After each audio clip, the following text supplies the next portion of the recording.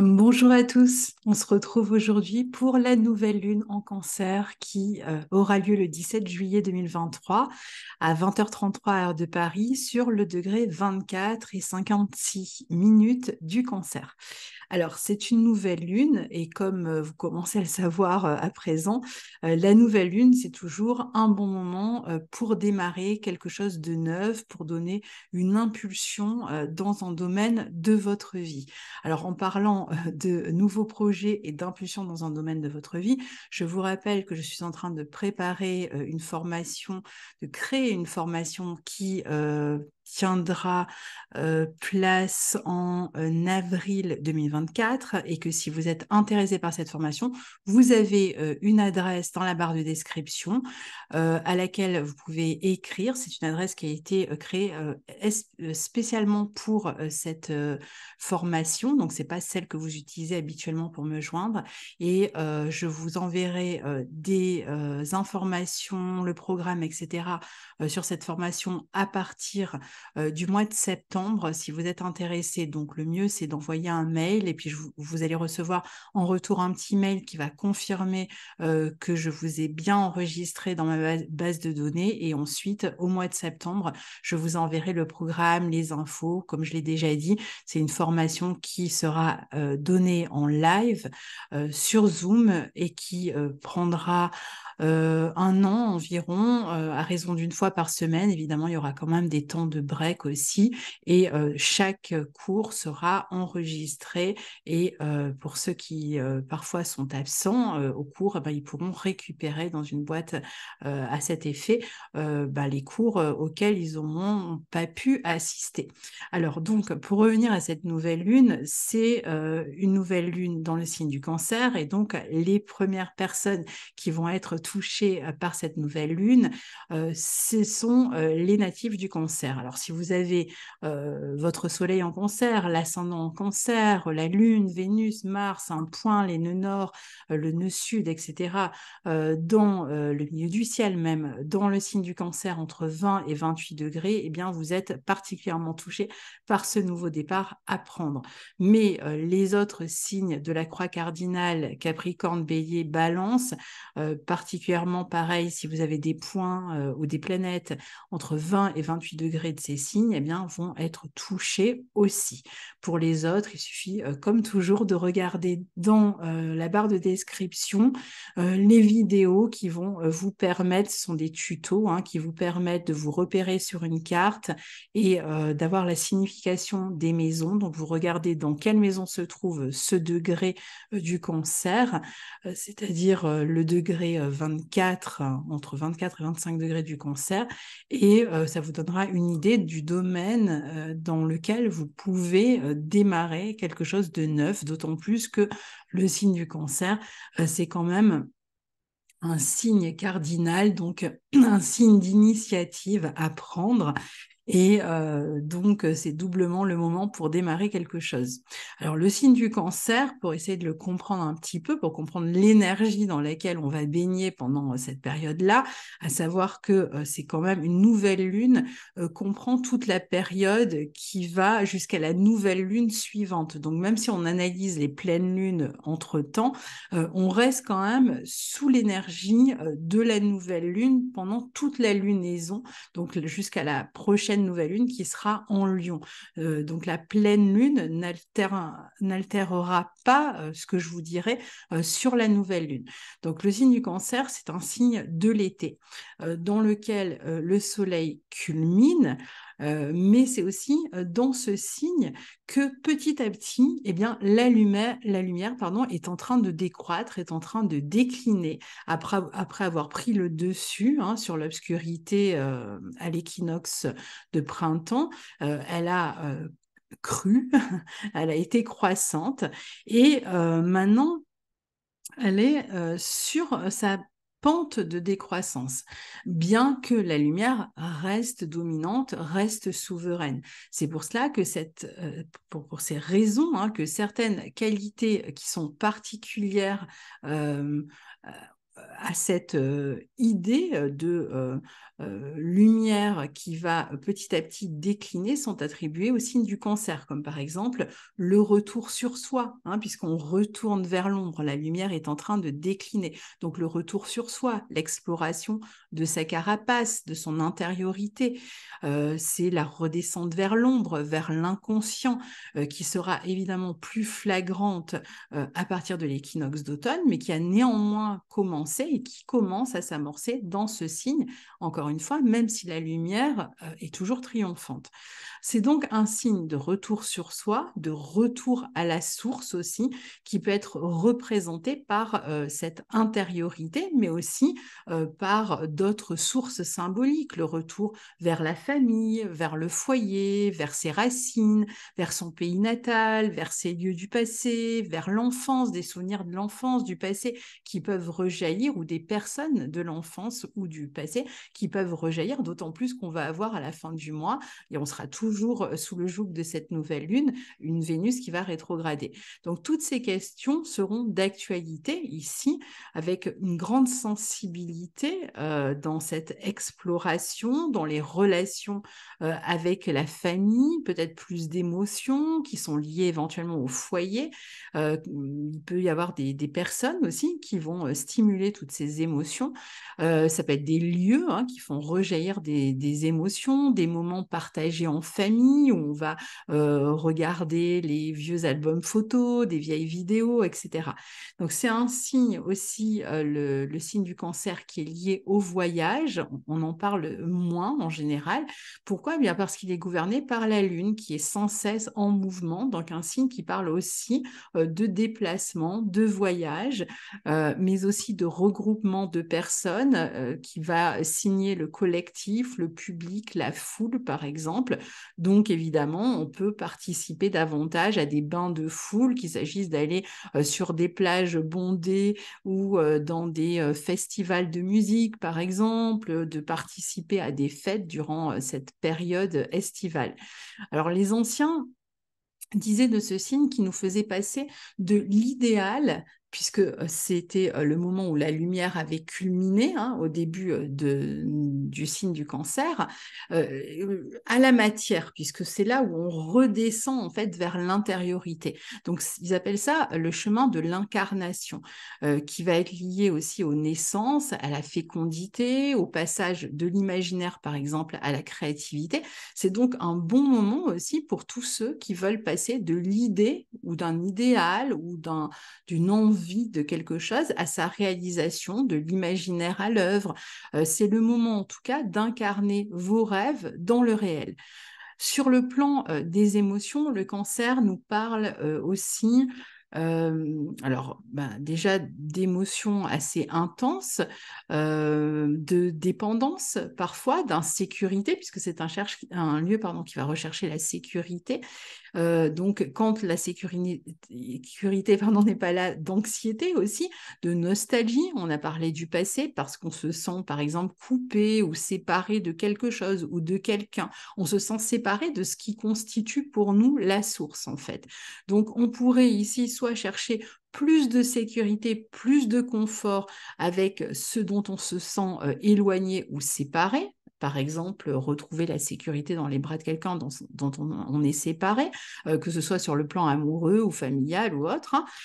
On peut retrouver le confort d'un lieu si on en cherche un, donc on peut être éventuellement amené à trouver un nouveau lieu de vie pendant cette période.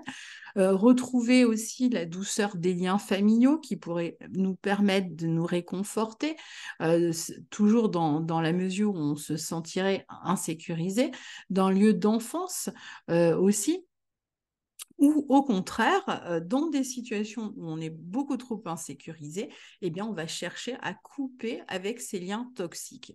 On sera en général plus attentif à nos propres besoins, puisque le cancer par son retour sur cette intériorité, peut être beaucoup plus attentif à son rythme intérieur, son tempo intérieur et ce qui se passe à l'intérieur de lui. Alors, il peut le faire aussi à l'extérieur. Le cancer, c'est un signe qui est lié aussi à la maternité, c'est l'un des signes qui est lié à la maternité. Donc, le cancer a tendance à materner les autres, à les soigner, à les soutenir. Donc, toutes les situations dans lesquelles il s'agit de se dévouer à quelque chose, de soutenir l'autre ou d'être soutenu, puisque la Lune, je l'ai déjà mentionné dans le passé, c'est le satellite de la Terre. Donc, de la même manière, le cancer est souvent en satellite avec quelqu'un d'autre, dans le lien à l'autre, qu'il s'occupe de ses enfants, de sa famille, de ses amis, qu'il soit thérapeute.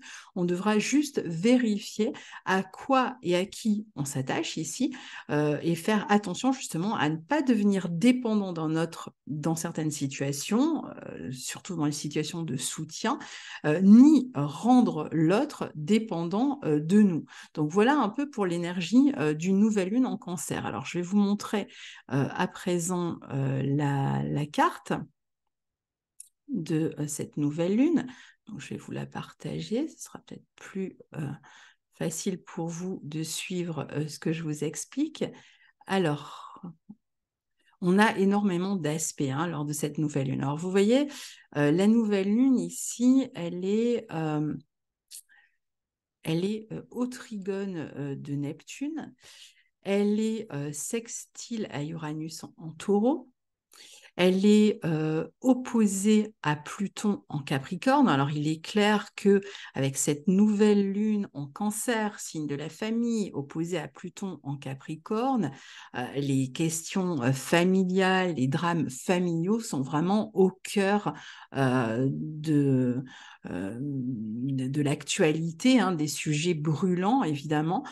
Ici, donc, on pense à cette affaire de disparition d'enfants que vous suivez peut-être, mais évidemment, il peut y en avoir d'autres à des niveaux plus personnels, pas forcément toutes dramatiques, mais en tout cas intenses, ça c'est clair. On a aussi, durant cette période, comme aspect exact, le carré de Mercure en Lion à Jupiter en Taureau. On a l'opposition de Mars en Vierge à Saturne en Poisson. Alors, j'en ai parlé dans les horoscopes de l'été, j'en ai parlé dans une vidéo qui est consacrée à ce transit de Mars en Vierge, où d'ailleurs, je parlais déjà des problématiques qui pouvaient être liées éventuellement à la petite enfance ici. Et puis, qu'est-ce qu'on a? On a aussi les nœuds lunaires qui viennent de changer de signe. Alors là, j'en dirais vraiment un mot rapidement. Le nœud sud est passé en balance, le nœud nord est passé en bélier. Si vous voulez avoir plus d'informations là tout de suite sur ce passage des nœuds lunaires dans ces signes, vous pouvez consulter les vidéos que j'ai faites sur l'horoscope annuel. En début d'année, je les ai faites. Donc, vous allez trouver, par exemple, Lion 2023, Cancer 2023. Vous prenez la vidéo de votre ascendant et vous écoutez la partie qui est consacrée au nœud lunaire et je vous expliquerai comment ce changement de signe pour les nœuds lunaires peut vous affecter personnellement, dans quel domaine précisément. Écoutez la vidéo qui correspond à votre ascendant pour ça. Et puis, je ferai là, dans quelques jours, une vidéo complète sur ce sujet. Donc, voilà pour la carte. Voyons un petit peu maintenant tout ça. On va essayer de l'analyser. Donc, l'opposition à Pluton, trigone à Neptune, sextile à Uranus pour commencer, qui se défait d'ailleurs le sextile à Uranus. Donc, le trigone à Pluton, l'opposition pardon à Pluton va nous amener à participer certainement à plus d'activités de groupe. Même le sextile à Uranus, on peut être, même le trigone à Neptune d'ailleurs, on peut être, comme je vous disais, dans des bains de foule. Je ne vais pas y revenir, spectacles, concerts, stages, ateliers, etc. Tout ce qui peut regrouper des personnes. Ça peut être aussi des personnes qui vont se soulever, la foule, puisque on est quand même dans le cancer, qui peut se soulever, il peut y avoir comme un soulèvement émotionnel par rapport à l'actualité, ici aussi. Et puis, sinon, c'est aussi la relation plus globalement au groupe, que ce soit des petits groupes familiaux ou des groupes plus importants. Donc, c'est une nouvelle lune quand même intense avec cette opposition à Pluton. alors qui va être intéressante pour tous ceux qui travaillent dans la créativité, qui s'appuient sur l'imagination, pour aussi tout ce qui va être de l'ordre de la psychologie pour soutenir, pour venir en aide, pardon, pour faire preuve d'altruisme, de compassion, pour être l'épaule sur laquelle l'autre se repose ou pour trouver soi-même une épaule sur laquelle se reposer. Hein. Ça peut être un thérapeute, mais ça peut être des amis, la famille ou autre. Hein. Donc, c'est une période pour prendre soin des autres, en tout cas avec ce Mars en Vierge en plus, hein, pour s'occuper, pour être beaucoup plus attentif aux enfants, aux animaux, à tout ce qui est petit. J'en ai parlé dans la vidéo de Mars en Vierge. Aussi les personnes qui vont être en difficulté sociale, on peut être amené à s'occuper plus de ces cas-là pour les organismes, par exemple, pour aider à travers des organismes de charité, des actions humanitaires. Alors, est-ce qu'on va avoir des événements qui vont nous y amener à suivre? C'est une période aussi où des voyages au long cours, croisières, voyages au bord de l'eau peuvent favoriser un ressourcement ou permettre pour d'autres de se réunir avec des personnes qui sont chères, avec qui on entretient des liens intenses. D'autant plus que la nouvelle lune ici est aussi, avec cette opposition à Pluton, elle peut indiquer vraiment des émotions extrêmement intenses qu'on aura besoin d'exprimer auprès d'un thérapeute pour les approfondir parfois, ou qui vont s'exprimer naturellement à travers des événements. On peut plonger très profondément dans la noirceur ici, mais on peut aussi trouver le moyen de se relever si on était déjà dans cette noirceur et rebondir justement grâce au soutien d'autres personnes. Certaines situations, certains drames pourraient nous amener à travailler sur les liens toxiques qu'on entretient avec autrui et dont on cherche à se libérer, par exemple, avec lesquels aussi on cherche à couper. Il peut y avoir aussi la notion d'enquête, enquête sociale, enquête familiale, enquête, si par exemple, je ne sais pas, vous avez construit une piscine et vous ne l'avez pas déclarée, ben, il pourrait y avoir des enquêtes qui sont faites sur une maison où la piscine a été construite sans être déclarée, ou des enquêtes, par exemple, si vous avez agrandi la maison sans en parler, sans que ce soit déclaré au cadastre ou autre, ce genre d'enquêtes qui peuvent concerner le lieu familial, en fait. Hein. Et parfois, ça va être lié plutôt à des questions familiales, sociales, parfois des drames familiaux, on l'a vu dans l'actualité. Les situations qu'on traverse, en tout cas, sont intenses et peuvent faire surgir parfois des peurs, des angoisses, des obsessions, des jalousies qu'on va chercher à maîtriser, mais qui pourraient quand même provoquer, si on ne les exprime pas, de gros remous internes, d'où l'importance d'avoir quelqu'un avec qui partager ce qu'on vit intérieurement. Ça va être important. On peut aussi être dans des situations dans lesquelles on se sent abusé, on se sent manipulé, où on a l'impression que, alors, soit que quelqu'un cherche à exercer un contrôle sur nous, soit que nous cherchons, nous, à exercer un pouvoir sur l'autre, un contrôle, peut-être dans la famille, particulièrement les personnes avec lesquelles on entretient un certain degré d'intimité. C'est là que ça se joue, c'est plus dans l'intimité, ou alors vraiment au sens large, au niveau de la foule, en fait. Hein. En même temps, l'opposition à Pluton est un formidable atout si on cherche justement à comprendre ces schémas toxiques pour en sortir, par exemple. Donc, si on est plongé dans une introspection, si on souhaite aussi approfondir plus généralement, par exemple, un sujet qui peut être d'ailleurs un domaine, un sujet, une thématique qui peut être liée d'une certaine manière à la tradition. Donc là, on peut plonger dans ces thématiques et vraiment se prendre de passion pour ces sujets-là. On peut être vraiment passionné à découvrir des disciplines traditionnelles, à effectuer des recherches dans ce sens. Ça va être aussi un bon transit, cette opposition à Pluton, par exemple, pour ceux qui veulent faire des travaux. Qui veulent rénover, qui veulent faire des travaux dans la maison ou qui veulent entamer une transaction, démarrer une transaction immobilière. C'est la bonne lunaison pour transformer un lieu de vie qu'on cherche à rendre plus confortable, puisque le signe du cancer cherche le confort, ou pour se détacher d'un lieu de vie alors, auquel on est certainement attaché énergétiquement ou émotionnellement, mais ça peut être le bon moment aussi pour le vendre. C'est une bonne période aussi pour tout travail, par exemple sur l'énergie, sur les moyens de se ressourcer. Donc, en cas de problème de santé, on va plutôt se tourner vers des techniques énergétiques, des traitements naturels qui peuvent accompagner d'autres actes médicaux, mais qui vont aussi nous permettre de retrouver une forme de bien-être. Alors, ça peut être le cas aussi pour tous ceux qui vont dans les thermes ou qui vont, voilà, par exemple, pour une séance de massage. Alors, on a deux autres aspects importants que je vous ai montrés lors de cette nouvelle lune. On a le carré de Mercure en Lion à Jupiter qui est exact. Donc, on peut se trouver ici dans une situation où on est face à quelqu'un qui cherche à imposer sa vision, son avis. On aura tendance à sombrer dans des discussions où chacun s'accroche à des idées, puisque Jupiter comme Mercure sont dans des signes fixes. Donc, en cas de négociation, ça peut être assez compliqué quand même de trouver une entente. Ça peut être des discussions qui tournent au conflit d'ego, ou alors ça peut être aussi des discussions qui manquent de clarté, qui manquent de vérité. Donc, on va peut-être mettre à jour des mensonges ici aussi, ou alors pointer quelqu'un qui n'a pas tenu sa parole, qui a eu des mots inconséquents.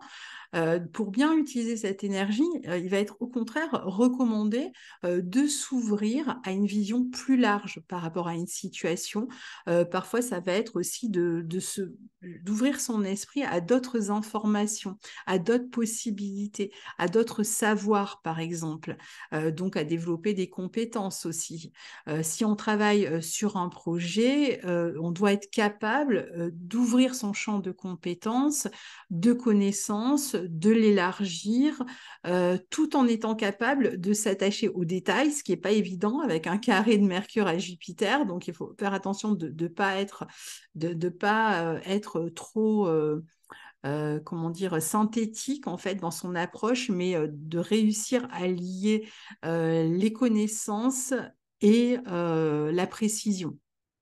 Donc attention non plus à ne pas tomber avec un carré Mercure-Jupiter, surtout avec un Jupiter en taureau, dans les excès concernant par exemple les dépenses qui vont tourner autour des vacances, des enfants, peut-être aussi, ça peut être aussi des difficultés à s'entendre à propos des enfants, sur leur garde ou sur autre chose. On peut être amené à surévaluer parfois ses possibilités, ses capacités et se montrer un petit peu arrogant avec autrui. Parfois, on va faire preuve d'un optimisme exacerbé et on n'aura pas forcément les moyens de réaliser ce qu'on a pu imaginer ou envisager. Donc, soit on va faire des efforts pour se donner les moyens, soit on va se rendre compte qu'il va falloir un petit peu réduire les prétentions. Ça va dépendre du caractère de chacun. Ça peut aussi représenter le fait de comment dire, de faire des plans, enfin c'est un peu la même idée en fait, de faire des plans qui sont tellement importants qu'on n'a pas par exemple les moyens financiers, par exemple, de les concrétiser. Alors, il faut se rappeler quand même que le carré, c'est toujours une figure de rapport au réel, donc il doit nous ramener un petit peu sur Terre. Alors, c'est vrai que le carré Mercure-Jupiter, il peut nous amener aussi à voyager, à bouger en partant avec des grands idéaux.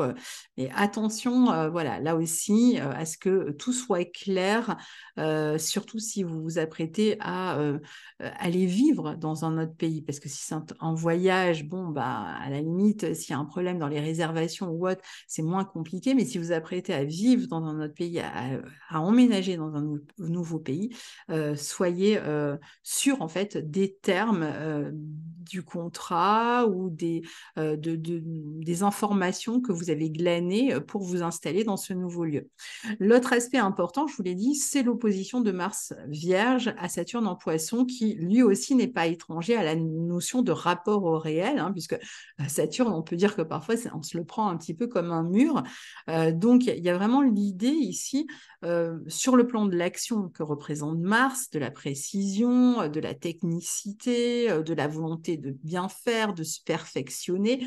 Il y a comme la notion avec Saturne en face, de fournir plus d'efforts, donc d'être beaucoup plus régulier, d'être plus dans des rituels, dans la répétition de son action, la capacité à se discipliner, à travailler dur au quotidien. Donc ça permettra justement à Mars Vierge de s'exprimer dans son désir de perfectionnement et d'expertise. Hein. Mais la patience aussi, évidemment.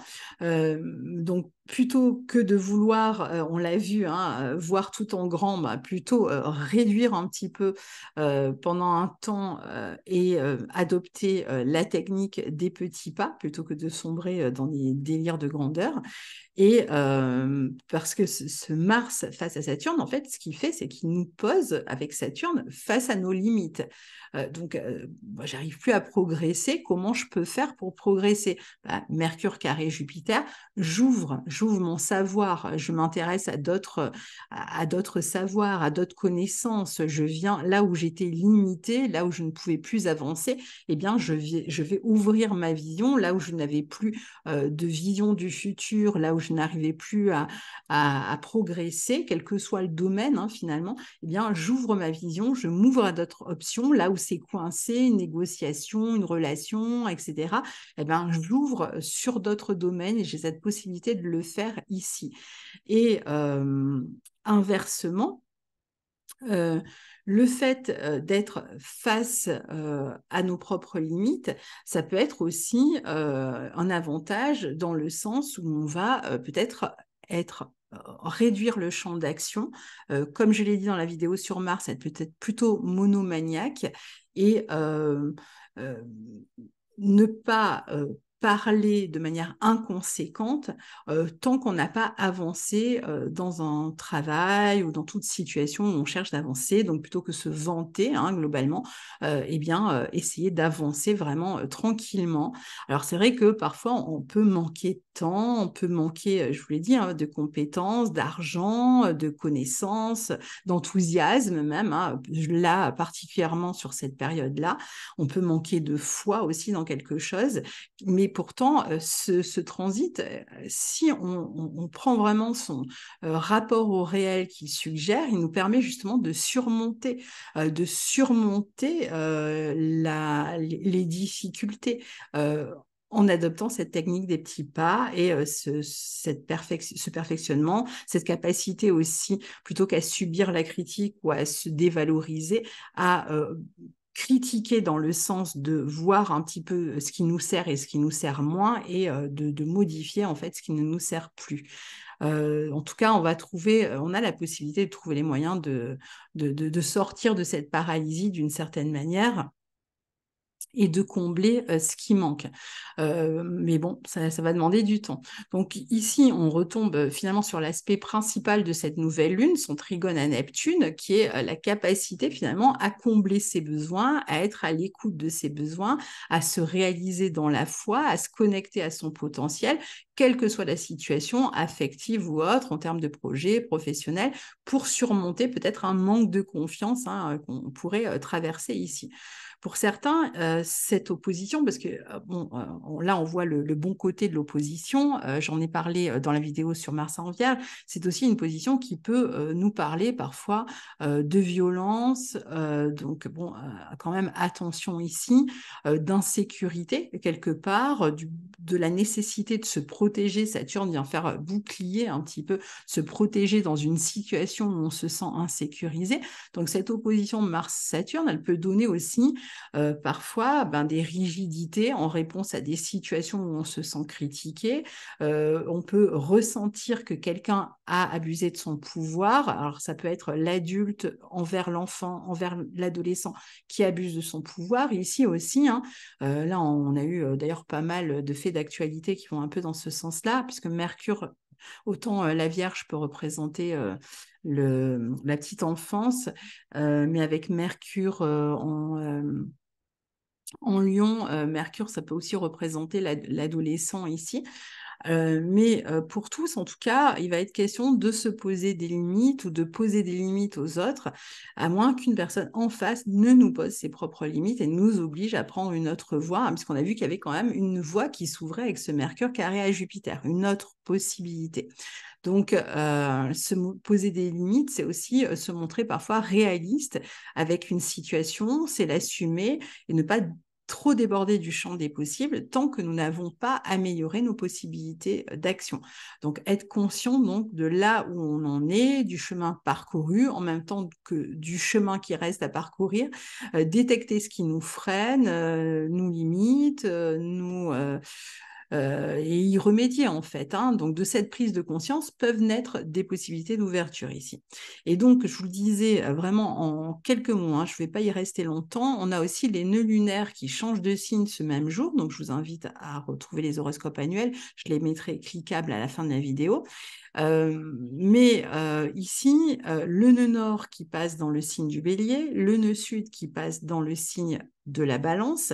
On est dans des signes ici. Le bélier, c'est celui qui dit je, la balance, c'est celui qui dit nous. Donc, on va devoir équilibrer globalement sa relation à l'autre.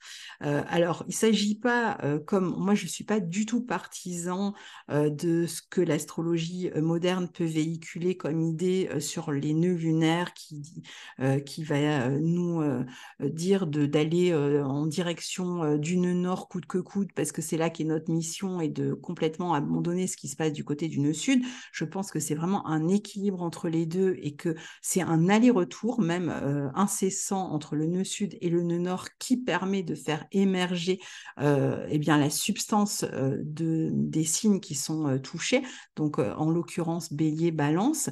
Donc ici, il y a quelque chose qui est de l'ordre du plus facile. C'est le nœud sud en balance. Donc, être en couple, être dans une relation, coopérer, collaborer, tout ce qui va nous amener à être dans la relation à l'autre. Disons que là, c'est un petit peu le point sur lequel on peut s'appuyer. Le nœud nord, lui, il montre une autre direction, il montre la direction de l'autonomie, de l'indépendance, de l'action. Ce sont tous les deux, la balance et le bélier, des signes cardinaux, donc quand même des signes qui demandent d'être dans l'action et dans la prise d'initiative. Et donc ici, il va s'agir d'équilibrer notre relation à l'autre. Quelle part de moi je mets dans ma relation à l'autre, dans ma collaboration, dans mon contrat, quelle part on attend aussi que je développe, mais c'est surtout comment je vais réussir à faire preuve d'autonomie, de prise d'initiative dans une relation, dans le couple, dans une collaboration, et donc comment je peux à la fois émerger en tant qu'individu tout en gardant ma relation à l'autre. Donc il va falloir trouver un équilibre ici justement entre le je et le nous. Alors avec le nœud sud en balance, on a tendance très fréquemment à beaucoup donner aux autres, parfois même à se sacrifier pour les autres, ce qui ne nous amène pas vraiment où que ce soit, puisque quand on a cet axe des nœuds lunaires, on est quand même convié de ne pas rester dans cette capacité qu'on pourrait avoir à soutenir les autres, à les aider, à être à deux, etc. Mais on est aussi amené à développer nos capacités d'autonomie et d'indépendance. Et donc ici, il va s'agir aussi d'apprendre à mieux se connaître pour pouvoir agir justement, d'apprendre à mieux se connaître, à mieux se donner à soi ce qu'on est déjà capable de donner à l'autre. Pourquoi? Pour pouvoir revenir vers l'autre, le couple, la collaboration, etc., de manière plus équilibrée, de manière à ne pas être dans les dépendances. Et là, on retombe sur l'indice principal de cette nouvelle lune, qui est de faire attention à cette notion de dépendance, puisque la dépendance à l'autre est quand même assez toxique ici, et c'est ce que je vous expliquais au début. Donc voilà, je ne vais pas aller plus loin dans le détail de ces nœuds lunaires. Je vais faire une vidéo vraiment globale là-dessus. Alors c'est vrai qu'il peut y avoir parfois le fait de devoir se défendre en tant qu'individu à travers des batailles juridiques, etc. Bon, il y a tout un tas de situations qui peuvent découler de ces nœuds lunaires dont on parlera. Parfois, on aura vraiment envie de se détacher d'une relation, d'un contrat, etc. parce qu'on se sent étouffé, parce qu'on n'arrive pas justement à émerger. Alors l'idée, ce serait justement de réussir à équilibrer plutôt qu'à être obligé de rompre avec un contrat, une situation, un couple, parce qu'on n'arrive pas à émerger. Donc l'idée, ce serait plutôt de l'équilibrer, sauf évidemment cas particulier où il n'y a pas de possibilité d'émerger en tant qu'individu dans la relation, dans le couple ou dans le travail. Et donc là, on préférera en effet se libérer de ces situations qui nous lient à d'autres pour pouvoir se développer parfois même en tant qu'indépendant, c'est-à-dire dans une entreprise indépendante. Donc on reverra tout ça plus tard. Donc voilà, je vous laisse pour aujourd'hui pour cette nouvelle lune qui j'espère se passera le mieux du monde pour chacun. On se retrouve pour la suite des aventures astrologiques très bientôt. Je vous souhaite un très bel été, très chaud, hein. En tout cas chez moi il fait très chaud. Et à tout bientôt. Au revoir.